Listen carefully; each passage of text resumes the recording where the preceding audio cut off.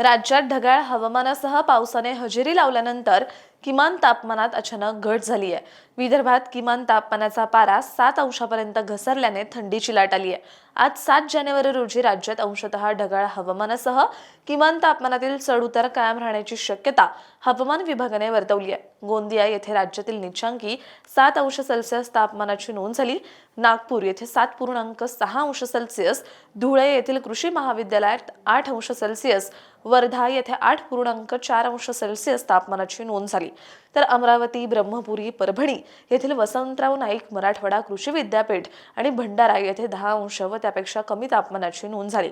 किमान तापमानाचा पारा 10 अंशाच्या खाली आल्यास तसेच तापमानात सरासरीच्या तुलनेत 4.5 अंशाची घट झाल्यास थंडीची लाट, तर तापमानात 6.5 अंशापेक्षा अधिक घट झाल्यास तीव्र लाट आल्याचं समजलं जातं।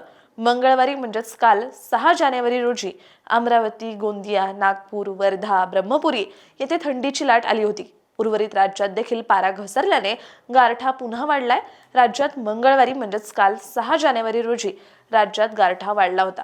तुरळक ठिकाणी ढगाळ हवामान, दाट धुकं आणि दव पडल्याची स्थिती कायम होती। आज 7 जानेवारी रोजी राज्यात अंशतः ढगाळ आकाशासह किमान तापमानातील चढ उतार कायम राहण्याची शक्यता हवामान विभागाने वर्तवली आहे।